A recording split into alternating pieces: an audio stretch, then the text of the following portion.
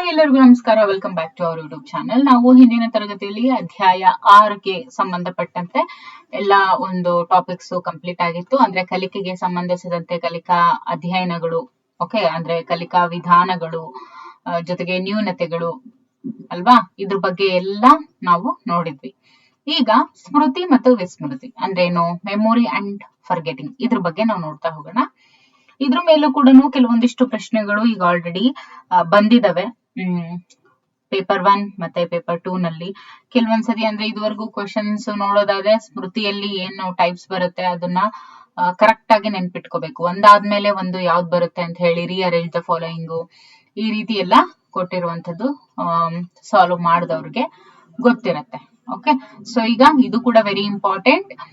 ಈಗ ಒಬ್ರು ಟೀಚರ್ ಆಗ್ತಾರೆ ಅಂತ ಹೇಳಿದ್ರೆ ಇದು ಕೂಡ ಒಂದು ಬಹುಮುಖ್ಯ ಅಂಶ ತಿಳ್ಕೊಬೇಕಾಗಿರೋದು. ಓಕೆ, ಸೊ ಈಗ ಮೊದಲನೇದಾಗಿ ಸ್ಮೃತಿ ಬಗ್ಗೆ ನೋಡೋಣ, ಮೆಮೊರಿ ಬಗ್ಗೆ, ಅದಾದ ನಂತರ ವಿಸ್ಮೃತಿ ಬಗ್ಗೆ ನೋಡ್ತಾ ಹೋಗೋಣ. ಓಕೆ, ಕಲಿತ ವಿಷಯಗಳನ್ನ ಮೆದುಳಿನಲ್ಲಿ ಸಂಗ್ರಹಿಸಿಡುವಂತಹ ಪ್ರಕ್ರಿಯೆಯನ್ನ ನಾವೇನಂತ ಹೇಳ್ತೀವಿ? ನೆನಪಿನಲ್ಲಿ ಇಟ್ಕೊಳ್ಳೋದು.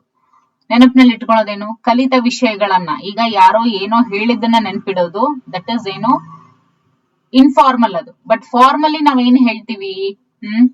ಔಪಚಾರಿಕವಾಗಿ ಶಾಲೆ ಅಂತ ಬಂದಾಗ, ಕಲಿಕೆ ಅಂತ ಬಂದಾಗ ಕಲಿತ ವಿಷಯಗಳನ್ನ ಮೆದುಳಿನಲ್ಲಿ ಸಂಗ್ರಹಿಸಿಡುವಂತಹ ಪ್ರಕ್ರಿಯೆಯನ್ನ ಸ್ಮೃತಿ ಅಂತ ಕರಿತೀವಿ. ನೋಡಿದ, ಕೇಳಿದ, ಮಾಡಿದ ಚಟುವಟಿಕೆಗಳಿಂದ ಪಡೆದ ಅನುಭವಗಳು ಮೆದುಳಿನಲ್ಲಿ ಸಂಗ್ರಹಿಸ್ತಾ ಹೋಗುತ್ತೆ. ಓಕೆ, ಅಗತ್ಯ ಬಿದ್ದಾಗ ಸಂಗ್ರಹಿಸಿದ ಮಾಹಿತಿಗಳನ್ನ ಕೆದಕಿ ಹೊರತೆಗಿಬಹುದು. ಕಲಿಯದೆ ನೆನಪಿನ ಶಕ್ತಿ ಬರೋದಕ್ಕೆ ಸಾಧ್ಯನೇ ಇಲ್ಲ. ನಾವು ಕಲಿಯೋದಿಲ್ಲ ಅಂದಾಗ ಕಲಿದೇನೆ ನಮ್ಗೆ ಯಾವ ನೆನಪಿನ ಶಕ್ತಿನೂ ಬರೋದಿಲ್ಲ. ಓಕೆ, ಅದು ಯಾವ್ದಾದ್ರೂ ಸರಿ. ಓಕೆ, ಅದೇ ರೀತಿ ಕಲಿತದ್ದೆಲ್ಲವೂ ಕೂಡ ನೆನಪಿನಲ್ಲಿ ಕೂಡ ಉಳಿಯುತ್ತೆ ಲಾಂಗ್ ಟರ್ಮ್ ಅಂತಾನು ಹೇಳಕ್ಕಾಗಲ್ಲ. ಸೊ ಹೇಗೆ ಕಲಿಕೆ ಒಂದು ನಿರಂತರ ಪ್ರಕ್ರಿಯೆ ಆಗಿದೆನೋ ಹಾಗೆ ಸ್ಮೃತಿ ಕೂಡ ಒಂದು ನಿರಂತರ ಪ್ರಕ್ರಿಯೆ ಆಗಿದೆ. Okay, this is very important. Okay, ನೋಡಿ, ಕಲಿಕೆ ಹೇಗೆ ನಿರಂತರ ಪ್ರಕ್ರಿಯೆನೋ ಹಾಗೆ ಸ್ಮೃತಿ ಕೂಡ ಒಂದು ನಿರಂತರ ಪ್ರಕ್ರಿಯೆ. ಸ್ಮೃತಿಯನ್ನ ಕುರಿತು ನಡೆಸುವ ಅಧ್ಯಯನ ಒಂದು ಕುತೂಹಲಕಾರಿ ಅನುಭವ ಅಂತ ಅನ್ಸುತ್ತೆ.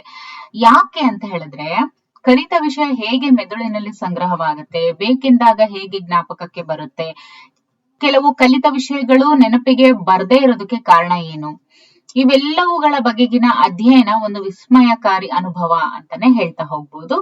ಸೊ ಈಗ ಮೊದಲನೇದಾಗಿ ಮಾಡೆಲ್ ನೋಡ್ತಾ ಹೋಗೋಣ.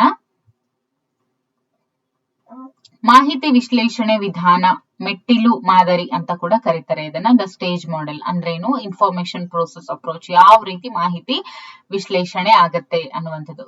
ಮೊದಲನೇದಾಗಿ ಮಾಹಿತಿ ಸಂಶ್ಲೇಷಿಸುವುದು, ಮಾಹಿತಿಯನ್ನ ಸಂಕೇತಗಳಾಗಿ ಪರಿವರ್ತಿಸಿ ದಾಖಲಿಸೋದು, ಆಮೇಲೆ ಸಂಗ್ರಹಿಸಲ್ಪಟ್ಟ ಮಾಹಿತಿಯನ್ನ ನೆನಪಿನಾಳದಿಂದ ಹೊರತೆಗೆಯೋದು. ಸೊ ಮಾನವನ ನೆನಪು ಒಂದು ರೀತಿ ಗಣಕಯಂತ್ರದಂತೆ ಕೆಲಸ ಮಾಡುತ್ತೆ. ಕಂಪ್ಯೂಟರ್ ತರ ಮಾನವನ ಒಂದು ಮೆಮೊರಿ ಏನ್ ಮಾಡುತ್ತೆ, ನೆನಪು ಕೆಲಸ ಮಾಡುತ್ತೆ. ಗಣಕಯಂತ್ರದ ಕೀಬೋರ್ಡ್ ಹೇಗೆ ಮಾಹಿತಿಯನ್ನ ಸಂಕೇತಗಳಾಗಿ ಪರಿವರ್ತಿಸುತ್ತೋ, ಈಗ ನಮಗೆ ನಾವೇನೇ ಒಂದು ಆಲ್ಫಾಬೆಟ್ಸ್ ಬರಿತೀವಿ ಅಂದ್ರೆ ಹೇಳಿದ ಕೂಡಲೇ ತಗೊಂಡ್ಬಿಡುತ್ತಾ ಕಂಪ್ಯೂಟರ್? ಇಲ್ಲ, ಅದಕ್ಕೆ ಅಂತ ಕೀಬೋರ್ಡ್ ಇರುತ್ತೆ. ಸೊ ಅದೇ ತರ ಕೀಬೋರ್ಡ್ ಹೇಗೆ ಮಾಹಿತಿಯನ್ನ ಸಂಕೇತಗಳಾಗಿ ಪರಿವರ್ತಿಸುತ್ತೆ, ಡಿಸ್ಕ್ ಅದನ್ನ ಹೇಗೆ ಸ್ಟೋರ್ ಮಾಡುತ್ತೆ, ಪರ್ದೆ ಮಾನಿಟರ್ ಏನಿರುತ್ತೆ ಅದು ಹೇಗೆ ನಮ್ಗೆ ಡಿಸ್ಪ್ಲೇ ಮಾಡುತ್ತೆ, ಹೊರ ಹಾಕುತ್ತೆ, ಹೌದಲ್ವಾ? ಇದೇ ರೀತಿ ಗಣಕಯಂತ್ರದ ತರ ಹೇಗೆ ಕೆಲಸ ಮಾಡುತ್ತೆ ಅನ್ನೋದನ್ನ ಇಲ್ಲಿ ಕೊಟ್ಟಿದ್ದಾರೆ. ಆದ್ರೆ ಮಾನವನ ಸ್ಮೃತಿ ಗಣಕಯಂತ್ರಕ್ಕಿಂತಲೂ ಹೆಚ್ಚು ಸಂಕೀರ್ಣವಾಗಿದೆ ಅಂತ ಹೇಳ್ಬಹುದು. ಓಕೆ, ಹಾಗಾದ್ರೆ ಸ್ಮೃತಿಯಲ್ಲಿ ಅಡಕವಾಗಿರುವಂತಹ 3 ಪ್ರಕ್ರಿಯೆಗಳು ಯಾವ್ಯಾವು ಅದನ್ನ ನಾವು ನೋಡ್ತಾ ಹೋಗೋಣ. ಇಲ್ಲೇ ನೋಡಿದ್ರಿ ನೀವು, ಒಂದು ಸಂಕೇತ ಸಂಗ್ರಹಣೆ, ಮತ್ತೆ ಯಾವ ರೀತಿ ಅದು ಹೊರ ಹಾಕುತ್ತಲ್ವಾ ಆ ಒಂದು ಪ್ರಕ್ರಿಯೆ. ಸೊ ಆ 3 ಪ್ರಕ್ರಿಯೆಗಳನ್ನ ನಾವು ನೋಡ್ತಾ ಹೋಗೋಣ. ಮೊದಲನೇದಾಗಿ ಮಾಹಿತಿಯನ್ನ ಸಂಕೇತಗಳಾಗಿ ಪರಿವರ್ತಿಸೋದು. ಸಂವೇದನಾ ಸ್ಮೃತಿಯನ್ನ ಸಂಗ್ರಹಿಸಬಹುದಾದ ಸಂಕೇತಗಳಾಗಿ ಪರಿವರ್ತಿಸಲಾಗುವುದು. ಫಸ್ಟ್ ಏನಾಗುತ್ತೆ, ಸಂವೇದನಾ ಸ್ಮೃತಿಯನ್ನ ಸಂಗ್ರಹಿಸಬಹುದಾದ ಸಂಕೇತಗಳಾಗಿ ಫಸ್ಟ್ ಪರಿವರ್ತಿಸಲಾಗುತ್ತೆ. ಅದಾದ್ಮೇಲೆ ದೃಷ್ಟಿ ಸಂಕೇತಗಳಾಗಿ ಬದಲಾಯಿಸಬಹುದಾದಂತಹ ಮಾಹಿತಿಯನ್ನ ಐಕಾನಿಕ್ ಪ್ರತಿಮೆಗಳು ಅಂತ ಹೇಳ್ತೀವಿ. ಶ್ರವಣ ಸಂಕೇತಗಳಾಗಿ ಬದಲಿಸಬಹುದಾದಂತಹ ಮಾಹಿತಿಯನ್ನ ಐಕಾನಿಕ್ ಪ್ರತಿಮೆಗಳು ಅಂತ ಹೇಳಿ ಕರಿತೀವಿ. Okay, echoic. ಐಕಾನಿಕ್ ಐಗೆ ರಿಲೇಟೆಡ್. ಎಕೋ ಅಂದ್ರೇನು? ಸೌಂಡ್. ಇಲ್ಲೇ ನೀವು ತಿಳ್ಕೋಬೇಕು, ಎಕೋ ಅಂದ್ರೇನು? ಸೌಂಡ್, ಹೌದಲ್ವಾ? ಸೊ ಅದನ್ನ ಎಕೋಯಿಕ್ ಪ್ರತಿಮೆಗಳು ಅಂತ ಹೇಳ್ತೀವಿ, ಇಮೇಜಸ್. ಅದೇ ರೀತಿ ವಾಸನೆ, ವಾಸನೆ ಮೀನ್ಸ್ ಆಲ್ ಫ್ಯಾಕ್ಟರಿ. ರುಚಿ ಗಸ್ಟೇಟರಿ ಅಂಡ್ ಸ್ಪರ್ಶ ಕ್ಯೂಟೇನಿಯಸ್ ಪ್ರತಿಮೆಗಳಾಗಿ ಬದಲಾಗ್ತಾ ಹೋಗುತ್ತೆ. ಸೊ ಕಂಪ್ಯೂಟರ್ ಅಲ್ಲಿ ಯಾವುದು ಏನೇನು ಕೆಲಸ ಮಾಡುತ್ತೆ ಅದೇ ತರ ಇಲ್ಲಿ ಇವಾಗ ಸೆನ್ಸ್ ಆರ್ಗನ್ಸ್, ಸಂವೇದನಾ ಸ್ಮೃತಿಗೆ ಸಂಬಂಧಿಸಿದಂತೆ ಸಂವೇದನೆಗಳು ದೇರ್ ಆರ್ 5, ಹೌದಲ್ವಾ? ಆ 5 ಏನೇನಂತ ಕರಿತೀವಿ ಅಂತ ಹೇಳಿ ಇಲ್ಲಿ ಕೊಟ್ಟಿದ್ದಾರೆ. ಓಕೆ, ಯಾವ್ದು ಏನ್ ಪರಿವರ್ತನೆ ಆಗುತ್ತಲ್ವಾ ಅದು ಯಾವ ರೀತಿ ಆಗುತ್ತೆ ಅಂತ ಇಲ್ಲಿ ನೋಡ್ಬೇಕು. ಈಗ ಮುಂದೆ ಸ್ಟೋರೇಜ್ ಅನ್ನ ನೋಡ್ತಾ ಹೋಗೋಣ. ಕಲಿಕೆಯ ಪರಿಣಾಮವಾಗಿ ಮೆದುಳಿನ ನರತಂತುಗಳಲ್ಲಿ ರಾಸಾಯನಿಕ ಬದಲಾವಣೆಗಳು ಆಗ್ತವೆ. ಈ ಬದಲಾವಣೆಗಳನ್ನ ಸ್ಮೃತಿ ಮುದ್ರಿಕೆಗಳು ಅಂತ ಹೇಳಿ ಕರೀತಾರೆ. ಅಂದ್ರೆ ಎಂಗ್ರಾಮ್ಸ್ ಆರ್ ಮೆಮೊರಿ ಟ್ರೇಸಸ್ ಅಂತ ಹೇಳ್ತೀವಿ. ಕಲಿಕೆಯ ಪರಿಣಾಮವಾಗಿ ಮೆದುಳಿನ ನರತಂತುಗಳಲ್ಲಿ ರಾಸಾಯನಿಕ ಬದಲಾವಣೆಗಳು ಆಗ್ತಾ ಹೋಗ್ತವೆ.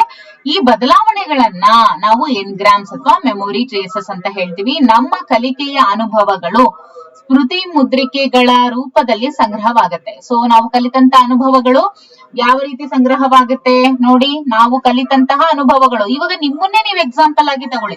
ನೀವ್ ಏನೋ ಒಂದು ವಿಡಿಯೋ ನೋಡಿ ಏನೋ ಒಂದು ಕಲಿತೀರಾ, ಅಥವಾ ನೀವ್ ಯಾವ್ದೋ ಒಂದು ಬುಕ್ ನ ಓದಿ ನೀವೇನೋ ತಿಳ್ಕೊಂತೀರಾ, ಒಂದ್ಸಲ ಬರೀತೀರಾ. ಈಗ ಫಾರ್ ಎಕ್ಸಾಂಪಲ್ ಈಗ ಮ್ಯಾಥ್ಸ್ ಅಲ್ಲಿ ಒಂದು ಟ್ರಿಗ್ನೋಮೆಟ್ರಿ ಫಾರ್ಮುಲಾಸ್ ನೀವು ಕಲಿತಿದ್ದೀರಾ ಅಂತ ಇಟ್ಕೊಳ್ಳಿ. ಓಕೆ, ಆ ಒಂದು ಅನುಭವ ಸ್ಮೃತಿ ಮುದ್ರಿಕೆಗಳ ರೂಪದಲ್ಲೇ ನಿಮಗೆ ಸಂಗ್ರಹ ಆಗತ್ತೆ. ಓಕೆ, ಮತ್ತು ಬೇಕೆಂದಾಗ ನೆನಪುಗಳಾಗಿ ಪರಿವರ್ತನೆಗೊಂಡು ಅದು ನಮಗೆ ಜ್ಞಾಪಕಕ್ಕೆ ಬರುತ್ತೆ. ಇನ್ನು ರಿಟ್ರೈವಲ್ ಅಂತ ಹೇಳ್ತೀವಿ, ನೆನಪಿನಾಳದಿಂದ ಹೊರತೆಗೆಯೋದು. ಯಾವ ತರ? ಮೆದುಳಿನಲ್ಲಿ ಸಂಗ್ರಹಿಸಿ ಇಟ್ಟಂತಹ ಮಾಹಿತಿಯನ್ನ ನೆನಪಿನಾಳದಿಂದ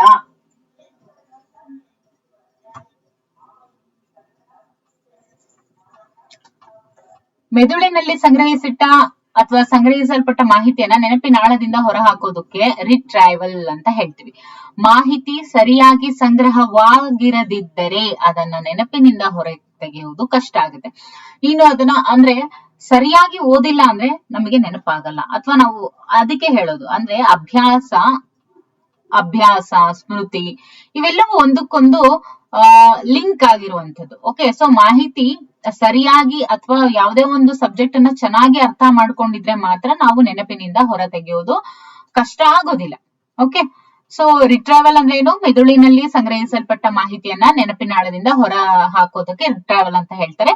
ಒಂದು ವೇಳೆ ಮಾಹಿತಿ ಸರಿಯಾಗಿ ಸಂಗ್ರಹ ಆಗಿಲ್ದೇ ಇದ್ರೆ ನೆನಪಿನಿಂದ ಹೊರ ಹಾಕೋದು ಕಷ್ಟ ಆಗತ್ತೆ. ಓಕೆ, ಸೊ ಇದಿಷ್ಟು ಏನು 3 ಅಂಶಗಳು ನೋಡಿದ್ವಿ. ಕ್ಲಿಯರ್? ಸ್ಮೃತಿಯಲ್ಲಿ ಅಡಕವಾಗಿರುವಂತಹ 3 ಪ್ರಕ್ರಿಯೆಗಳು. ಫಸ್ಟ್ ಕೇಳಿದ್ದನ್ನ ಪರಿವರ್ತಿಸಲಾಗುತ್ತೆ, ಪರಿವರ್ತಿಸಿದ್ದನ್ನ ಸ್ಟೋರೇಜ್ ಮಾಡ್ಕೊಳ್ಳುತ್ತೆ, ಸಂಗ್ರಹ ಆಗಿರೋದು ಹೊರ ತೆಗೆಯೋದನ್ನ ರಿಟ್ರೈವಲ್ ಅಂತ ಹೇಳ್ತಾರೆ. ಈಗ ಸ್ಮೃತಿಯ ಸ್ವರೂಪ ಅಥವಾ ನೆನಪಿನ ಸ್ವರೂಪ ಇದ್ರ ಬಗ್ಗೆ ನಾವು ನೋಡ್ತಾ ಹೋಗೋಣ. ಸಿಸ್ಟಮ್ ಆಫ್ ಮೆಮೊರಿ ಅಥವಾ systems of memory, nature of memory. ಇಲ್ಲಿ ವೆರಿ ಇಂಪಾರ್ಟೆಂಟ್, ಅಟ್ಕಿನ್ಸನ್ ಮತ್ತು ಶಿಫ್ರಿನ್. ಯಾರು? ಅಟ್ಕಿನ್ಸನ್ ಮತ್ತು ಶಿಫ್ರಿನ್. ಇವರು ನೆನಪಿನ ಶಕ್ತಿಯ ಮಾದರಿಯನ್ನ ಕೆಳಕಂಡಂತೆ ನೀಡಿರ್ತಾರೆ. ಓಕೆ, ಸೊ ನೆನಪಿನ ಶಕ್ತಿಯ ಮಾದರಿಯನ್ನ ನೀಡಿದಂತವ್ರು ಯಾರು ಅಂತ ಕೇಳಿದ್ರೆ ಅಟ್ಕಿನ್ಸನ್ ಮತ್ತೆ ಶಿಫ್ರಿನ್. ಓಕೆ, ಸಂವೇದನಾ ಸ್ಮೃತಿ. ಓಕೆ, ಸಂವೇದನಾ ಸ್ಮೃತಿ ಅಂತ ಏನಿದೆಯಲ್ಲ, ಇದು ಜ್ಞಾನೇಂದ್ರಿಯಗಳ ನರಗ್ರಾಹಿಗಳಲ್ಲಿ 1 ಸೆಕೆಂಡ್ಗಿಂತಲೂ ಕಡಿಮೆ ಕಾಲಾವಧಿ ಇಲ್ಲಿರುತ್ತೆ. ಸಂವೇದನಾ ಸ್ಮೃತಿ ಅದು ಏನಾಗುತ್ತೆ? ಅಲ್ಪಕಾಲಿಕ ಸ್ಮೃತಿ ಆಗುತ್ತೆ. ಸೊ ಇಲ್ಲಿ ನೆನಪು 15 to 20 ಸೆಕೆಂಡ್ಗಳ ಕಾಲಮಾನ ಅಷ್ಟು ಇರುತ್ತೆ. ಇನ್ನು ದೀರ್ಘಕಾಲಿಕ ಸ್ಮೃತಿ ಅಂತ ಹೇಳಿದ್ರೆ ನೆನಪು ಹೆಚ್ಚು ಕಡಿಮೆ ಶಾಶ್ವತವಾಗಿ ಇರೋದನ್ನ ನಾವು ದೀರ್ಘಕಾಲಿಕ ಸ್ಮೃತಿ ಅಂತ ಹೇಳ್ತೀವಿ. ಸೊ ಈ ಮೇಲಿನ ಮಾದರಿಯು ಹೇಗೆ ನಮ್ಮ ನೆನಪಿನ ಶಕ್ತಿ ವಿವಿಧ ಹಂತಗಳನ್ನ ಹಾದು ಹೋಗುತ್ತೆ ಅನ್ನೋದನ್ನ ಇದು ತಿಳಿಸುತ್ತೆ. ಸೊ ಈ ಮಾದರಿಯನ್ನ ನೋಡಿದ್ರೆ ನಿಮ್ಗೆ ಏನ್ ನೆನಪಾಗ್ಬೇಕು? ವಿವಿಧ ಹಂತಗಳು ಅಂದ್ರೆ ಸಂವೇದನಾ ಸ್ಮೃತಿ, ಆಮೇಲೆ ಅಲ್ಪಕಾಲಿಕ ಸ್ಮೃತಿ, ದೀರ್ಘಕಾಲಿಕ ಸ್ಮೃತಿ. ಓಕೆ, ಅಲ್ಪಕಾಲ ಅಂತ ಬಂದಾಗ 15 to 20 ಸೆಕೆಂಡ್ಗಳ ಕಾಲ ಮಾತ್ರ ನೆನಪಿನಲ್ಲಿ ಇರುವಂತದ್ದು, ಅಷ್ಟು ತೆಗೆದುಕೊಳ್ಳುತ್ತೆ. ಇನ್ನು ಶಾಶ್ವತವಾಗಿ ನೆನಪಿರೋದಕ್ಕೆ ದೀರ್ಘಕಾಲಿಕ ಸ್ಮೃತಿ ಅಂತ ಹೇಳ್ತೀವಿ. ಸಂವೇದನಾ ಸ್ಮೃತಿ ಅಂದ್ರೆ ಜ್ಞಾನೇಂದ್ರಿಯಗಳ ನರಗ್ರಾಹಿಗಳಲ್ಲಿ 1 ಸೆಕೆಂಡ್ಗಿಂತಲೂ ಕಡಿಮೆ ಕಾಲಾವಧಿಯನ್ನ ತೆಗೆದುಕೊಂಡಂತದ್ದು. ಓಕೆ, ಸೊ ಈ 3 ನೆನಪಿನ ಹಂತಗಳು ಮೆದುಳಿನ ವಿವಿಧ ಭಾಗಗಳಲ್ಲೇನೂ ಇರೋದಿಲ್ಲ, ಅವು ಸುಮ್ಮನೆ ವಿವಿಧ ಹಂತಗಳನ್ನ ಸೂಚಿಸ್ತವೆ ಅಷ್ಟೇ. ಇದನ್ನ ಕೊಟ್ಟಂತವರು ಅಟ್ಕಿನ್ಸನ್ ಮತ್ತು ಶಿಫ್ರಿನ್ ಅವರು. ಓಕೆ, ಈಗ ಸ್ಟೇಜಸ್ ಆಫ್ ಮೆಮೊರಿ. ಈಗ ಸ್ಟೇಜಸ್ ಆಫ್ ಮೆಮೊರಿ ಬಗ್ಗೆ ನೋಡ್ತಾ ಹೋಗೋಣ. ದಟ್ ಈಸ್ ಯಾವುದು ಸ್ಟೇಜಸ್ ಆಫ್ ಮೆಮೊರಿ? ಸಂವೇದನಾ ಸ್ಮೃತಿ, ಅಲ್ಪಕಾಲಿಕ ಸ್ಮೃತಿ, ದೀರ್ಘಕಾಲಿಕ ಸ್ಮೃತಿ. ಹೌದಲ್ವಾ? Yes or no? ಎಸ್.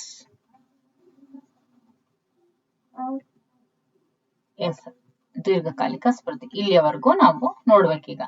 ನೋಡೋಣ. ನನ್ ಮಗಳು ಅಂತ ಹೇಳ್ತಿದ್ದಾಳೆ. ಎಸ್. ಸ್ಮೃತಿಯ ಹಂತಗಳು ಅಥವಾ ರೂಪಗಳು, ಸ್ಟೇಜಸ್ ಆಫ್ ಮೆಮೊರಿ, ಇದ್ರ ಬಗ್ಗೆ ನೋಡ್ತಾ ಹೋಗೋಣ. ಸಂವೇದನಾ ಸ್ಮೃತಿ ಅಂದ್ರೆ ಇಲ್ಲಿ ಸಂವೇದನೆಗಳು ಬಹುಮುಖ್ಯ ಪಾತ್ರವನ್ನ ವಹಿಸ್ತವೆ. ನೋಡಿ, ಪ್ರಚೋದನೆಗಳ ಪ್ರಭಾವದಿಂದ ಜ್ಞಾನೇಂದ್ರಿಯಗಳ ನರಗ್ರಾಹಿಗಳಲ್ಲಿ ಉಂಟಾಗುವಂತಹ ಪರಿಣಾಮವನ್ನ ಸಂವೇದನೆ ಅಂತ ಹೇಳ್ತೀವಿ. ಓಕೆ, ಪ್ರಚೋದನೆಗಳ ಪ್ರಭಾವದಿಂದ ಜ್ಞಾನೇಂದ್ರಿಯಗಳ ನರಗ್ರಾಹಿಗಳಲ್ಲಿ ಉಂಟಾಗುವಂತಹ ಪರಿಣಾಮವನ್ನ ನಾವು ಸಂವೇದನೆ ಅಂತ ಹೇಳ್ತೀವಿ. ಸಂವೇದನಾ ಸ್ಮೃತಿ ಕೇವಲ 1-2 ಸೆಕೆಂಡುಗಳ ಕಾಲ ಮಾತ್ರ ಇರುತ್ತೆ ಅನ್ನೋದನ್ನ ನಾವೀಗ ಆಲ್ರೆಡಿ ಮಾಡೆಲ್ ಅಲ್ಲೂ ಕೂಡ ನೋಡಿದ್ವಿ. ಸೊ ವ್ಯಕ್ತಿಯ ದೃಷ್ಟಿಯಲ್ಲಿ ಅದು ಮುಖ್ಯವಾಗಿದ್ರೆ ಅಲ್ಪಕಾಲಿಕ ಸ್ಮೃತಿಗೆ ತಲುಪುತ್ತೆ. ಅದು ಮುಖ್ಯ ಅಂತ ಅನ್ಸಿದ್ರೆ, ಅದು ನನಗೇನಕ್ಕೂ ಉಪಯೋಗ ಬರುತ್ತೆ, ಅದು ತನ್ನ ಒಂದು ಕಲಿಕೆಗೆ ಅದು ಮುಖ್ಯ ಅಂತ ಅನ್ಸುತ್ತೆ ಅನ್ನೋದಾದ್ರೆ ಅದು ಅಲ್ಪಕಾಲಿಕ ಸ್ಮೃತಿಗೆ ತಲುಪುತ್ತೆ. ಇಲ್ದಿದ್ರೆ ಜ್ಞಾನೇಂದ್ರಿಯಗಳ ಹಂತದಲ್ಲಿನೇ ಅದು ಮರೆಯಾಗ್ಬಿಡುತ್ತೆ. ಉದಾಹರಣೆಗೆ, ದಿನನಿತ್ಯ ನಾವು ಅನೇಕ ಜನರನ್ನ ನೋಡಿದಂತ ನೆನಪುಗಳು ಆ ಕ್ಷಣದಲ್ಲಿಯೇ ಅಳಿಸಿ ಹೋಗುತ್ತೆ. ಓಕೆ, ಯಾಕೆ ಅಂದ್ರೆ ಅವರನ್ನ ನಾವು ಉದ್ದೇಶಪೂರ್ವಕವಾಗಿ ಗಮನಿಸಿರೋದಿಲ್ಲ. ಆದ್ರಿಂದ ಯಾವುದೇ ಪ್ರಚೋದನೆಯನ್ನ ಉದ್ದೇಶಪೂರ್ವಕವಾಗಿ ಗಮನಿಸಿದಾಗ ಮಾತ್ರ ಅದರ ನೆನಪು ಹೆಚ್ಚು ಕಾಲ ಉಳಿದಿರುತ್ತೆ. ಇನ್ನು ವಿದ್ಯಾರ್ಥಿಗಳು ಪಾಠವನ್ನ ಇಚ್ಛಾಪೂರ್ವಕವಾಗಿ ಕೇಳಿಸಿಕೊಂಡಾಗ ವಿಷಯ ಹೆಚ್ಚು ನೆನಪಿನಲ್ಲಿ ಉಳಿಯುತ್ತೆ. ಪಾಠದಲ್ಲಿ ಆಸಕ್ತಿ ಇಲ್ಲದೆ ಏನೋ ಯೋಚನೆ ಮಾಡ್ತಾ ತರಗತಿಯಲ್ಲಿ ಕುಳಿತುಕೊಂಡಿದ್ರೆ ಕೇಳಿಸ್ಕೊಂಡಂತಹ ವಿಷಯ ಮೆದುಳಿಗೆ ತಲುಪೋದಕ್ಕೂ ಮೊದಲೇ ಮರೆಯಾಗುತ್ತೆ. ಓಕೆ, ಇದನ್ನ ನಾವು ಏನಂತ ಹೇಳ್ತೀವಿ, ಸಂವೇದನಾ ಸ್ಮೃತಿ. ಸೊ ಅಲ್ಪಕಾಲಿಕ ಸ್ಮೃತಿ ಅಥವಾ ಕ್ರಿಯಾತ್ಮಕ ಸ್ಮೃತಿ ಅಂತ ಹೇಳ್ತೀವಿ. ಹೀಗಂದ್ರೆ ಏನು? ಒಂದು ಪ್ರಚೋದನೆಗೆ ಕ್ಷಣಕಾಲ ಗಮನ ನೀಡಿದಾಗ ಅದರ ನೆನಪು 15 to 20 ಸೆಕೆಂಡ್ಗಳ ಕಾಲ ಮಾತ್ರ ಇದ್ದು ನಂತರ ಮರೆಯಾಗುವುದಕ್ಕೆ ನಾವು ಅಲ್ಪಕಾಲಿಕ ಸ್ಮೃತಿ ಅಂತ ಹೇಳ್ತೀವಿ. ಅಲ್ಪಕಾಲಿಕ ಸ್ಮೃತಿಯಲ್ಲಿ ನೆನಪಿಡಬಹುದಾದಂತ ಅಕ್ಷರಗಳು ಹಾಗೂ ಅಂಕಿಗಳು ಈಗ 7+2 ಆಗಿರುತ್ತೆ. ಅಂದ್ರೆ ಗರಿಷ್ಠ 9 ಮತ್ತು ಕನಿಷ್ಠ 5 ಅಂಶಗಳನ್ನ ಅಲ್ಪಕಾಲಿಕ ಸ್ಮೃತಿಯಲ್ಲಿ ನೆನಪಿಟ್ಕೊಳ್ಳೋದಕ್ಕೆ ಸಾಧ್ಯ ಆಗುತ್ತೆ ಅಂತ ಹೇಳಿ ಮನೋವಿಜ್ಞಾನಿಗಳು ತಮ್ಮ ಅಧ್ಯಯನದಿಂದ ತಿಳಿಸಿದ್ದಾರೆ. ಕನಿಷ್ಠ ನೋಡಿ, ಇದನ್ನ ನಾವು ಹಿಂದಿನ ಪಾಠದಲ್ಲೂ ನೋಡಿದ್ವಿ. ಗರಿಷ್ಠ 9 ಕನಿಷ್ಠ 5 ಅಂಶಗಳನ್ನ ಮಾತ್ರ ನಾವು ಅಲ್ಪಕಾಲಿಕ ಸ್ಮೃತಿಯಲ್ಲಿ ನೆನಪಿಟ್ಕೊಳ್ಳೋದಕ್ಕೆ ಸಾಧ್ಯ. ನಮ್ಮ ಅಲ್ಪಕಾಲಿಕ ಸ್ಮೃತಿಯನ್ನ ಆಧರಿಸಿ ದೂರವಾಣಿ ಸಂಖ್ಯೆಗಳನ್ನ ಹಾಗೂ ವಾಹನಗಳ ನೋಂದಣಿ ಸಂಖ್ಯೆಗಳನ್ನ ರೂಪಿಸಲಾಗಿದೆ. ಯಾವುದೇ ಅಂಶ ಅಲ್ಪಕಾಲಿಕ ಸ್ಮೃತಿಯ ಹಂತದಿಂದ ದೀರ್ಘಕಾಲಿಕ ಸ್ಮೃತಿ ಹಂತಕ್ಕೆ ತಲುಪಬೇಕಾದ್ರೆ ಅದನ್ನ ನಾವು ಪದೇ ಪದೇ ಪುನರಾವೃತ್ತಿ, ರಿಹರ್ಸಲ್, ಬಫರ್ ಮಾಡಿರ್ಬೇಕು. ಓಕೆ, ನಾವು ಕಲಿಕೆ ಅಲ್ಲಿ ಕೂಡ ನಾವ್ ಇದನ್ನ ನೋಡಿದ್ವಿ. ಓಕೆ, ಯಾರೆಲ್ಲ ಚಾಪ್ಟರ್ ನ ಕರೆಕ್ಟ್ ಆಗಿ ಸರಿಯಾಗಿ ಒಂದಾದ್ಮೇಲೆ ಒಂದ್ ನೋಡ್ಕೊಂತಾ ಬರ್ತಾ ಇದ್ದೀರೋ ಅವರಿಗೆ ಈ ಅನುಭವ ಅಂದ್ರೆ ಈ ಒಂದು ನೆನಪು ಇರುತ್ತೆ. ನಿಮ್ಮ ಸ್ಮೃತಿಯಲ್ಲೂ ಅದು ಹೋಗಿರುತ್ತೆ. ಎಸ್, ಇದು ಅಲ್ಲಿ ರಿಪೀಟ್ ಆಗಿತ್ತು ಅಂತ, ಅಥವಾ ಅಲ್ಲಿ ಬಂದಿತ್ತು ಇಲ್ಲಿ ರಿಪೀಟ್ ಆಯ್ತು ಇದು ಅಂತ ಹೇಳಿ. ಹೀಗೆ ನೀವು ನೋಡಿ, ಇದು ಬಹಳಷ್ಟು ಜನ ಕೆಲವರೆಲ್ಲ ಪ್ರಶ್ನೆ ಕೇಳಿದ್ದಾರೆ, ಕಮೆಂಟ್ ಮಾಡಿದ್ದಾರೆ, ಮೇಡಮ್ ಇದು ಯಾವ ಬುಕ್ ನಾನು ಸ್ಟಾರ್ಟಿಂಗ್ ವಿಡಿಯೋನಲ್ಲೂ ಹೇಳಿದೀನಿ, ಮತ್ತೆ ಕೆಲವೊಂದಷ್ಟು ವಿಡಿಯೋಸ್ ಅಲ್ಲಿ ನಾನು ಹೇಳಿದೀನಿ ಇದು ಪ್ರಥಮ PUC ಸೈಕಾಲಜಿ ಅಂತ ಹೇಳಿ. ಮತ್ತೆ ಕೇಳ್ತಾರೆ, ನೀವು ಸೈಕಾಲಜಿನ ನೀವು ಔಟ್ ಆಫ್ ಔಟ್ ತೆಗಿಬೇಕಂದ್ರೂ ಕೂಡ NCERT ಸೈಕಾಲಜಿ 1 and 2 ಅಂದ್ರೇನು 11th and 12th ಏನಿದೆ ಅದು ಪ್ಲಸ್ ಮತ್ತೆ ಜೊತೆಗೆ ವಾಮದೇವಪ್ಪ ಸರ್ ಬುಕ್, ಇವು 3 ರೆಫರ್ ಮಾಡಿದ್ರೆ ಸಾಕು. ಓಕೆ, ನೀವು ಅದರಲ್ಲಿ ನೀವು ಕೆಲವೊಂದಿಷ್ಟು ಇದೇ ಬುಕ್ಸ್ ಅಲ್ಲಿ ಇರೋದನ್ನೇ ನೀವು ವಾಮದೇವಪ್ಪ ಸರ್ ಬುಕ್ ಅಲ್ಲಿ ನೀವು ನೋಡಬಹುದು. ಈಗ ಸ್ಮೃತಿ ಅಂತ ತಗೊಂಡಾಗ ಎರಡನ್ನೂ ಟ್ಯಾಲಿ ಮಾಡಿ ನಿಮ್ಗೆ ಗೊತ್ತಾಗುತ್ತೆ. ಓಕೆ, ಏನಿದೆ, ಏನೇನೆಲ್ಲ ಆಡ್ ಆಗಿಲ್ಲ ಅನ್ನೋದು ನಿಮಗೆ ಗೊತ್ತಾಗುತ್ತೆ. ಓಕೆ, ಯಾವ್ದಾದ್ರು ಒಂದನ್ನ ಚೂಸ್ ಮಾಡ್ಕೊಳ್ಳಿ. ಒಂದು 11th and 12th PUCನಾದ್ರೂ ಓದ್ಕೊಳ್ಳಿ, ಇಲ್ಲ ವಾಮದೇವಪ್ಪ ಸರ್ ಬುಕ್ ಆದ್ರೂ ಓದ್ಕೊಳ್ಳಿ. ಎಲ್ಲ ಎರಡೂ ಓದ್ಕೋತೀನಿ ನಾನು ಅನ್ನೋರು ಎರಡನ್ನೂ ಓದ್ಕೊಳ್ಳಿ. ಅದು ಅಷ್ಟೊಂದು ಹೆಚ್ಚಾಗಿ ವ್ಯತ್ಯಾಸ ಅಂತ ನಿಮ್ಗೆ ಅನ್ಸೋದಿಲ್ಲ. ನೀವ್ ಅವಾಗ ಎರಡರಲ್ಲಿ ಒಂದನ್ನೇ ಚೂಸ್ ಮಾಡ್ತೀರಾ. ಓಕೆ, ಸೊ ಇಲ್ಲಿವರೆಗೂ ಬಂದ್ವಿ ಹೌದಲ್ವಾ? ಅಂದ್ರೇನು, ರಿಹರ್ಸಲ್ ಮಾಡ್ಬೇಕು ಅಂದ್ರೆ ಅಲ್ಪ ಕಾಲದ ಸ್ಮೃತಿ ದೀರ್ಘಕಾಲದ ಸ್ಮೃತಿ ಆಗ್ಬೇಕು ಅಂತ ಹೇಳಿದ್ರೆ ಪುನರಾವೃತ್ತಿ, ರಿಹರ್ಸಲ್ ಮಾಡ್ಬೇಕು, ಪದೇ ಪದೇ ಅದನ್ನ ರಿಪೀಟ್ ಮಾಡ್ಬೇಕು ಅಂತ. ಇಲ್ದೇ ಇದ್ರೆ ಅದು 15 to 20 ಸೆಕೆಂಡ್ಗಳಲ್ಲಿ ಮರೆತು ಹೋಗುತ್ತೆ. ಅಲ್ಪಕಾಲಿಕ ಸ್ಮೃತಿಯನ್ನ ಕ್ರಿಯಾತ್ಮಕ ಸ್ಮೃತಿ ಅಂತ ಕೂಡ ಕರೀತಾರೆ. ಓಕೆ, ವರ್ಕಿಂಗ್ ಮೆಮೊರಿ ಅಂತ ಹೇಳಿ ಅಲ್ಪಕಾಲದ ಸ್ಮೃತಿಯನ್ನ ಕರೀತಾರೆ. ಓಕೆ, ಅಲನ್ ಬದ್ದಲಿ, ಯಾರು? ಅಲನ್ ಬದ್ದಲಿ. ಇದನ್ನ ನೆನ್ಪಿಟ್ಕೊಳ್ಳಿ. ಅಲನ್ ಬದ್ದಲಿ ಅನ್ನುವಂತಹ ಮನೋವಿಜ್ಞಾನಿ ಕ್ರಿಯಾತ್ಮಕ ಸ್ಮೃತಿಯಲ್ಲಿ 3 ಭಾಗಗಳಿವೆ ಅಂತ ಹೇಳಿದ್ದಾರೆ. ಕ್ರಿಯಾತ್ಮಕ ಸ್ಮೃತಿ ಅಂದ್ರೆ ಏನು? ಅಲ್ಪಕಾಲಿಕ ಸ್ಮೃತಿ. ಇದರಲ್ಲಿ 3 ಭಾಗಗಳು ಇದಾವೆ ಅಂತ ಹೇಳಿದ್ದಾರೆ. ಯಾವುದು? ಕೇಂದ್ರ ಕಾರ್ಯನಿರ್ವಾಹಕ ಅಂದ್ರೆ ವಿಷಯಗಳನ್ನ ಸಮನ್ವಯಗೊಳಿಸುತ್ತೆ. ಒಂದು ಸ್ಪೇಷಿಯಲ್, ಇನ್ನೊಂದು ಅಂದ್ರೇನು ದೃಷ್ಟಿ ಮತ್ತು ವ್ಯಾಪ್ತಿ ವಿಷಯಗಳು, ಇನ್ನೊಂದು ಧ್ವನಿಗೆ ಸಂಬಂಧಪಟ್ಟದ್ದು. ಒಂದು ದೃಷ್ಟಿ ಮತ್ತು ವ್ಯಾಪ್ತಿ ವಿಷಯಗಳು, ಇನ್ನೊಂದು ಧ್ವನಿಗೆ ಸಂಬಂಧಪಟ್ಟದ್ದು ಅಂದ್ರೇನು ಮಾತು, ಪದಗಳು ಮತ್ತು ಸಂಖ್ಯೆಗಳು. ನೋಡಿ, ಕೇಂದ್ರ ನಿರ್ವಾಹಕ, ಇಲ್ಲಿ ಕೇಂದ್ರ ವಿಷಯವನ್ನ ಏನು ಸಮನ್ವಯಗೊಳಿಸುತ್ತಲ್ವಾ, ಈ ಕೇಂದ್ರ ನಿರ್ವಾಹಕ ವಿವೇಚನೆ ಮತ್ತು ತೀರ್ಮಾನ ಕೈಗೊಳ್ಳಿಕೆಯಲ್ಲಿ ವಿಷಯಗಳನ್ನ ಸಮನ್ವಯಗೊಳಿಸುತ್ತೆ. ಇನ್ನು ಕೇಂದ್ರ ನಿರ್ವಾಹಕವು 2 ಉಪಾಂಶಗಳನ್ನ ಬಳಸುತ್ತೆ. ಯಾವುದು ಅಂತ ಹೇಳಿದ್ರೆ ನೋಡುವುದು ಮತ್ತು ವ್ಯಾಪ್ತಿಗೆ ಮತ್ತು ಧ್ವನಿಗೆ ಸಂಬಂಧಪಟ್ಟದ್ದು. ಅಂದ್ರೆ ನೋಡೋದಕ್ಕೆ, ವ್ಯಾಪ್ತಿಗೆ ಮತ್ತೆ ಧ್ವನಿಗೆ ಸಂಬಂಧಪಟ್ಟಿದ್ದು. ಓಕೆ, ಸೊ ದೃಶ್ಯ ವ್ಯಾಪ್ತಿ ಕೋಶವು, ಓಕೆ, ದೃಶ್ಯ ವ್ಯಾಪ್ತಿಯ ಕೋಶವು ದೃಶ್ಯ ಮತ್ತು ವ್ಯಾಪ್ತಿಯ ಮೇಲೆ ಕೇಂದ್ರೀಕೃತವಾಗಿರುತ್ತೆ. ಇನ್ನು ಮಾತಿಗೆ ಸಂಬಂಧಪಟ್ಟಂತದ್ದು ಮಾತು, ಪದಗಳು ಮತ್ತು ಸಂಖ್ಯೆಗಳ ವ್ಯವಸ್ಥೆ ಮತ್ತು ಜೋಡಣೆಗೆ ಸಂಬಂಧಪಟ್ಟಿರುತ್ತೆ. ಅಲ್ಪಕಾಲಿಕ ಸ್ಮೃತಿ ಏನಿರುತ್ತೆ, ದೀರ್ಘಕಾಲಿಕ ಸ್ಮೃತಿಯಿಂದ ಹೊರತೆಗೆದ ಮಾಹಿತಿಯನ್ನ ಸಂಜ್ಞಾನಾತ್ಮಕ ಕ್ರಿಯೆಗಳಾಗಿರುವಂತಹ ಪ್ರತ್ಯಕ್ಷಾನುಭವ, ತೀರ್ಮಾನ ಕೈಗೊಳ್ಳುವಿಕೆ, ವಿವೇಚನೆ ಮುಂತಾದವುಗಳಿಗೆ ಅದು ಉಪಯೋಗಿಸುತ್ತೆ. ಈ ಉದ್ದೇಶಕ್ಕಾಗಿನೇ ದೀರ್ಘಕಾಲಿಕ ಸ್ಮೃತಿಯಿಂದ ಅಲ್ಪಕಾಲಿಕ ಸ್ಮೃತಿಗೆ ಮಾಹಿತಿಯನ್ನ ವಾಪಸ್ ತರಲಾಗುತ್ತೆ. ದೀರ್ಘಕಾಲಿಕ ಸ್ಮೃತಿಯಿಂದ ಅಲ್ಪಕಾಲಿಕ ಸ್ಮೃತಿಗೆ ಮಾಹಿತಿಯನ್ನ ವಾಪಸ್ ತರಲಾಗುತ್ತೆ. ಯಾಕೆ ತರಲಾಗುತ್ತೆ ನೋಡಿ, ಅಲ್ಪಕಾಲಿಕ ಸ್ಮೃತಿಯು ದೀರ್ಘಕಾಲಿಕ ಸ್ಮೃತಿಯಿಂದ ಹೊರತೆಗೆದಂತ ಮಾಹಿತಿಯನ್ನ ಸಂಜ್ಞಾನಾತ್ಮಕ ಕ್ರಿಯೆಗಳಾಗಿರುವಂತಹ ಪ್ರತ್ಯಕ್ಷಾನುಭವ, ತೀರ್ಮಾನ ಕೈಗೊಳ್ಳುವಿಕೆ, ವಿವೇಚನೆ ಇವುಗಳಿಗೆ ಉಪಯೋಗಿಸೋದ್ರ ಸಲುವಾಗಿ ದೀರ್ಘಕಾಲಿಕ ಸ್ಮೃತಿಯಿಂದ ಅಲ್ಪಕಾಲಿಕ ಸ್ಮೃತಿಗೆ ಮಾಹಿತಿಯನ್ನ ವಾಪಸ್ ತಗೊಂಡ್ ಬಂದ್ ಕೊಡುತ್ತೆ. ಉದಾಹರಣೆಗೆ, ನಾವು ಒಂದು ಹೊಸ ವಸ್ತುವನ್ನ ಜ್ಞಾನೇಂದ್ರಿಯಗಳ ಮೂಲಕ ಗ್ರಹಿಸ್ತೀವಿ. ಆದ್ರೆ ಆ ವಸ್ತುವಿಗೆ ಅರ್ಥ ನೀಡೋದಕ್ಕೆ ದೀರ್ಘಕಾಲಿಕ ಸ್ಮೃತಿಯಲ್ಲಿ ಸಂಗ್ರಹವಾಗಿರುವಂತ ಮಾಹಿತಿಯನ್ನ ಬಳಸಬೇಕಾಗತ್ತೆ. ದೀರ್ಘಕಾಲಿಕ ಸ್ಮೃತಿಯಲ್ಲಿ ಮಾಹಿತಿ ಹಾಗೂ ಈಗಾಗಲೇ ಅಲ್ಪಕಾಲಿಕ ಸ್ಮೃತಿಯಲ್ಲಿ ಮಾಹಿತಿಯನ್ನ ಬಳಸಿ ಗ್ರಹಿಸಿದ ವಸ್ತುವಿಗೆ ಸರಿಯಾದ ಅರ್ಥ ವಿವರಣೆ ನೀಡಲಾಗುತ್ತೆ. ಈ ಕಾರಣಕ್ಕಾಗಿನೇ ಅಲ್ಪಕಾಲಿಕ ಸ್ಮೃತಿಯನ್ನ ಕ್ರಿಯಾತ್ಮಕ ಸ್ಮೃತಿ ಅಂತ ಹೇಳಿ ಕರೆಯುವಂತದ್ದು. ಸೊ ಇದಿಷ್ಟು ಏನಾಗಿತ್ತು, ಕ್ರಿಯಾತ್ಮಕ ಸ್ಮೃತಿ ಆಗಿತ್ತು. ಈಗ ದೀರ್ಘಕಾಲಿಕ ಸ್ಮೃತಿ ಬಗ್ಗೆ ನೋಡೋಣ.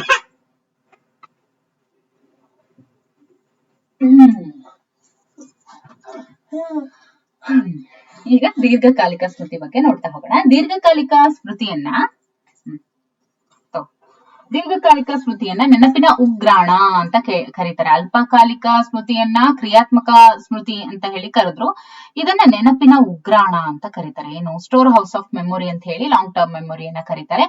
ಚೆನ್ನಾಗಿ ಪುನರಾವರ್ತನೆ ಮಾಡಿದ ಮಾಹಿತಿಯು ದೀರ್ಘಕಾಲಿಕ ಸ್ಮೃತಿಗೆ ವರ್ಗಾವಣೆಯಾಗಿ ಅಲ್ಲಿ ಹೆಚ್ಚು ಕಮ್ಮಿ ಶಾಶ್ವತವಾಗಿ ಸಂಗ್ರಹ ಆಗುತ್ತೆ.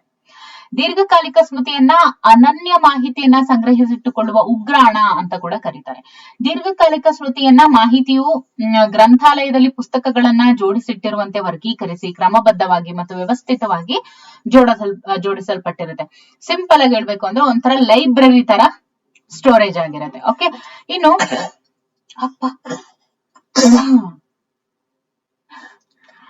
ಈಗ ದೀರ್ಘಕಾಲಿಕ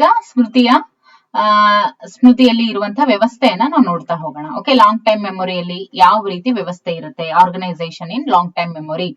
ದೀರ್ಘಕಾಲಿಕ ಸ್ಮೃತಿಯನ್ನ ಮತ್ತೆ 2 ಭಾಗಗಳಾಗಿ ಇಲ್ಲಿ ವಿಂಗಡಿಸಿದ್ದಾರೆ. ಓಕೆ, ಯಾವ ತರ, ಡಿಕ್ಲರೇಟಿವ್ ಮೆಮೊರಿ ಮತ್ತೆ ಪ್ರೊಸೀಜರಲ್ ಮೆಮೊರಿ ಅಂತ ಹೇಳಿ, ಅಂದ್ರೆ ಸಾಮಾನ್ಯ ವಿಷಯಗಳ ಸ್ಮೃತಿ ಮತ್ತು ಕ್ರಮಬದ್ಧ ಸ್ಮೃತಿ ಅಂತ ಹೇಳಿ. ಸಾಮಾನ್ಯ ವಿಷಯಗಳ ಸ್ಮೃತಿ ಬಗ್ಗೆ ನಾವ್ ಇವಾಗ ನೋಡ್ತಾ ಹೋಗೋಣ. ಓಕೆ, ಮತ್ತೆ ಅಗೈನ್ ಅಲ್ಲಿ ಡಿವೈಡ್ ಮಾಡ್ತಾರೆ ಇದನ್ನ. ಸೊ ಹಾಗಾಗಿ ಫಸ್ಟ್ ಇದನ್ನ ನೋಡ್ತಾ ಹೋಗೋಣ. ಅಂದ್ರೆ ಇದು ಕೂಡ ಮತ್ತೆ ಅಗೈನ್ 2 ಟೈಪ್ಸ್ ಬರುತ್ತೆ ಇದರಲ್ಲಿ. ಓಕೆ, ಸಾಮಾನ್ಯ ವಿಷಯಗಳ ಸ್ಮೃತಿ ಅಂತ ಹೇಳಿದ್ರೆ ವಾಸ್ತವಾಂಶಗಳು, ಹೆಸರು, ದಿನಾಂಕ, ವ್ಯಕ್ತಿಗಳು ಇತ್ಯಾದಿಗಳಿಗೆ ಸಂಬಂಧಪಟ್ಟಂತ ನೆನಪು. ಕ್ರಮಬದ್ಧ ನೆನಪು ಅಂತ ಹೇಳಿದ್ರೆ ಕೌಶಲಗಳು, ಹವ್ಯಾಸಗಳು. ಅಂದ್ರೆ ಏನು, ಕ್ರಮಬದ್ಧವಾಗಿ ಫಸ್ಟ್ ಏನಾದ್ಮೇಲೆ ಏನ್ ಮಾಡ್ಬೇಕು. ಈಗ ಕಾರು, ಬೈಕು ಓಡಿಸೋದಕ್ಕೆ, ನೃತ್ಯ ಮಾಡೋದು ಹಾಗೂ ಈಜೋದಕ್ಕೆ ಮುಂತಾದವುಗಳಿಗೆ ಸಂಬಂಧಪಟ್ಟಂತ ನೆನಪಿನ ಶಕ್ತಿಗೆ ಕ್ರಮಬದ್ಧ ನೆನಪು ಅಂದ್ರೆ ಪ್ರೊಸೀಜರಲ್ ಮೆಮೊರಿ ಸಂಬಂಧಪಟ್ಟಿರುತ್ತೆ. ವಿವಿಧ ವಿಷಯಗಳ ನೆನಪು ಸಾಮಾನ್ಯ ವಿಷಯಗಳ ಸ್ಮೃತಿಗೆ ಸಂಬಂಧಪಟ್ಟಿದ್ರೆ ಕ್ರಮಬದ್ಧ ಸ್ಮೃತಿಯಲ್ಲಿ ಕೆಲಸಗಳನ್ನ ಹೇಗೆ ನಿರ್ವಹಿಸಬೇಕು ಎಂಬುದಕ್ಕೆ ಸಂಬಂಧಪಟ್ಟಂತ ಮಾಹಿತಿ ಅಲ್ಲಿರುತ್ತೆ. ಸೊ ಈಗ ಡಿಕ್ಲರೇಟಿವ್ ಮೆಮೊರಿ ಏನಿದೆ, ಈ ಒಂದು ಸ್ಮೃತಿಯನ್ನ ಮತ್ತೆ 2 ಉಪವಿಭಾಗಗಳಾಗಿ ನಾವು ವಿಂಗಡಿಸ್ತೀವಿ. ಒಂದು ಸಿಮ್ಯಾಂಟಿಕ್ ಮೆಮೊರಿ, ಇನ್ನೊಂದು ಎಪಿಸೋಡಿಕ್ ಮೆಮೊರಿ. ಓಕೆ, ಸಾಮಾನ್ಯ ಜ್ಞಾನ ಸ್ಮೃತಿ ಮತ್ತು ವೈಯಕ್ತಿಕ ಅನುಭವಗಳ ಸ್ಮೃತಿ. ಸೊ ಸಾಮಾನ್ಯ ಜ್ಞಾನ ಸ್ಮೃತಿಯನ್ನ ನೋಡೋದಾದ್ರೆ, ಸಾಮಾನ್ಯ ಜ್ಞಾನ ಸ್ಮೃತಿಯಲ್ಲಿ ವ್ಯಾಕರಣ, ತರ್ಕಕ್ಕೆ ಸಂಬಂಧಪಟ್ಟಂತಹ ವಿಷಯಗಳು ಮುಂತಾದವುಗಳಿಗೆ ಸಂಬಂಧಪಟ್ಟಂತ ಮಾಹಿತಿ ಇರುತ್ತೆ. ಸಾಮಾನ್ಯ ಜ್ಞಾನ ಸ್ಮೃತಿಯು ಅಕ್ಷರಗಳನ್ನ, ಗುಣಾಕಾರ, ಮಗ್ಗಿಯನ್ನ ಮತ್ತು ಸ್ಥಳಗಳಿಗೆ ಸಂಬಂಧಪಟ್ಟಂತ ಅಂಶಗಳನ್ನ, ಮಾಹಿತಿಯನ್ನ ನೆನ್ಪಿಟ್ಕೊಳ್ಳೋದಕ್ಕೆ ಸಹಾಯ ಮಾಡುತ್ತೆ. ಓಕೆ, ಯಾವುದು ಸಾಮಾನ್ಯ ಜ್ಞಾನ ಸ್ಮೃತಿ. ಓಕೆ, ಇನ್ನು ರಚನಾತ್ಮಕ ಸ್ಮೃತಿಯು ಸಾಮಾನ್ಯ ಜ್ಞಾನ ಸ್ಮೃತಿಯ ಪ್ರಮುಖ ಲಕ್ಷಣ ಆಗಿರುತ್ತೆ. ಬಿಡಿ ಬಿಡಿಯಾದ ಅಂಶಗಳನ್ನ ಅರ್ಥಪೂರ್ಣವಾಗಿ ಮಾಹಿತಿಯಾಗಿ ವ್ಯವಸ್ಥೆಗೊಳಿಸೋದಕ್ಕೆ ಇದು ಸಂಬಂಧಪಟ್ಟಿರುತ್ತೆ. ಉದಾಹರಣೆ, ಘಟನೆಯ ವಿವಿಧ ಅಂಶಗಳನ್ನ ಸೇರಿಸಿ ಒಂದು ಅರ್ಥಪೂರ್ಣ ಲೇಖನವನ್ನ ಬರೆಯುವಂತದ್ದಾಗಿರ್ಬೋದು. ಸೊ ಇದರಿಂದ ಒಂದು ವ್ಯವಸ್ಥಿತವಾದಂತ ಮಾಹಿತಿಯನ್ನ ಪಡೆಯೋದಕ್ಕೆ ಇದು ಅನುಕೂಲ ಆಗುತ್ತೆ. ಈಗ ವೈಯಕ್ತಿಕ ಅನುಭವಗಳ ಸ್ಮೃತಿ, ಎಪಿಸೋಡಿಕ್ ಮೆಮೊರಿ ಅಂತ ಹೇಳ್ತೀವಿ. ಇದ್ರ ಬಗ್ಗೆ ನೋಡೋದಾದ್ರೆ ಇದು ನಮ್ಮ ವೈಯಕ್ತಿಕ ಅನುಭವಗಳಿಗೆ ಇದು ಸಂಬಂಧಪಟ್ಟಿದೆ. ಇದನ್ನ ಆತ್ಮಕಥೆಯ ಸ್ಮೃತಿ ಅಂತ ಕರೀತಾರೆ. ಇದನ್ನ ಚೆನ್ನಾಗಿ ನೆನ್ಪಿಟ್ಕೊಳ್ಳಿ. ಎಪಿಸೋಡಿಕ್ ಮೆಮೊರಿಯನ್ನ ಆತ್ಮಕಥೆಯ ಸ್ಮೃತಿ ಅಂತ ಹೇಳಿ ಕರೀತಾರೆ. ಇವರಲ್ಲಿ ಬದುಕಿನ ಎಲ್ಲ ವಿವರಗಳು ದೊರೆಯುತ್ತೆ. ಇದರಲ್ಲಿ ನಾವು ವ್ಯಕ್ತಿಯ ಬದುಕಿನ ಎಲ್ಲ ವಿವರಗಳು ಇಲ್ಲಿ ದೊರೆಯುತ್ತೆ. ವೈಯಕ್ತಿಕ ಅನುಭವಗಳ ಸ್ಮೃತಿಯು ನಮ್ಮ ಮನಸ್ಥಿತಿ, ಹಿಂದಿನ ಅನುಭವ ಮತ್ತು ಗ್ರಹಿಸುವ ಸಾಮರ್ಥ್ಯವನ್ನು ಕೂಡ ಅವಲಂಬಿಸಿರುತ್ತೆ. ಓಕೆ, ಈಗ ದೀರ್ಘಕಾಲಿಕ ಸ್ಮೃತಿ. ಇದರಲ್ಲಿ ನಾವು ಸಾಮಾನ್ಯ ವಿಷಯಗಳ ಸ್ಮೃತಿ ಮತ್ತೆ ಕ್ರಮಬದ್ಧ ಸ್ಮೃತಿ ಅಂತ ಹೇಳಿ 2 ಟೈಪ್ಸ್ ನೋಡಿದ್ವಿ. ಸಾಮಾನ್ಯ ವಿಷಯಗಳ ಸ್ಮೃತಿಗೆ ಸಂಬಂಧಿಸಿದಂತೆ ಸಾಮಾನ್ಯ ಜ್ಞಾನ ಸ್ಮೃತಿ ಮತ್ತು ವೈಯಕ್ತಿಕ ಅನುಭವಗಳ ಸ್ಮೃತಿ ಅಂತ ಹೇಳಿ ನಾವು ನೋಡಿದ್ವಿ. ಓಕೆ, ಸೊ ಈಗ ದೀರ್ಘಕಾಲಿಕ ಸ್ಮೃತಿಯಿಂದ ಮಾಹಿತಿಯನ್ನ ಹೊರಗೆಳೆಯುವುದು, ರಿಟ್ರಾವೆಲ್ ಫ್ರಮ್ ಲಾಂಗ್ ಟೈಮ್ ಮೆಮೊರಿ. ಈಗ ಲಾಂಗ್ ಟೈಮ್ ಮೆಮೊರಿಯಿಂದ ನಾವು ಹೇಗೆ ಮಾಹಿತಿಯನ್ನ ಹೊರ ತೆಗಿತೀವಿ ಅನ್ನೋದ್ರ ಬಗ್ಗೆ ಇವಾಗ ನೋಡ್ತಾ ಹೋಗೋಣ. ಓಕೆ, ನೋಡಿ ಈ ತರ ಇದೆ ಇದು. ಸೊ ರಿಟ್ರೈವಲ್, ದೀರ್ಘಕಾಲಿಕ ಸ್ಮೃತಿಯಿಂದ ಮಾಹಿತಿಯನ್ನ ಯಾವ ರೀತಿ ಹೊರ ತೆಗೆಯೋದು, ಜೊತೆಗೆ ಯಾವ ರೀತಿ ನಾವು ಲಾಂಗ್ ಟೈಮ್ ಮೆಮೊರಿಯನ್ನ ಇಟ್ಕೋಬಹುದು ಅಂತ ಹೇಳಿ ನಾವು ಮುಂದಿನ ತರಗತಿಯಲ್ಲಿ ನೋಡ್ತಾ ಹೋಗೋಣ. ಓಕೆ, ಸೊ ಇಲ್ಲಿಯವರೆಗೂ ದೀರ್ಘಕಾಲಿಕ ಸ್ಮೃತಿ ಅಂದ್ರೇನು, ಲಾಂಗ್ ಟೈಮ್ ಮೆಮೊರಿ, ಮತ್ತೆ ಅಲ್ಪಕಾಲಿಕ ಮೆಮೊರಿ, ಮತ್ತೆ ಸಂವೇದನಾ ಸ್ಮೃತಿ, ಇದಿಷ್ಟು ನೋಡಿದ್ವಿ ಅಲ್ವಾ. ಎಸ್, ಮುಂದಿನ ಒಂದು ತರಗತಿಯಲ್ಲಿ ರಿಟ್ರಾವೆಲ್ ಫ್ರಮ್ ಲಾಂಗ್ ಟೈಮ್ ಮೆಮೊರಿ, ಆಮೇಲೆ ನೆನಪನ್ನ ಹೇಗೆ ಇಟ್ಕೊಳ್ಳೋದು ಲಾಂಗ್ ಟೈಮ್ ಅಂತ ಹೇಳಿ ಅದನ್ನೆಲ್ಲ ನೋಡ್ತಾ ಹೋಗೋಣ.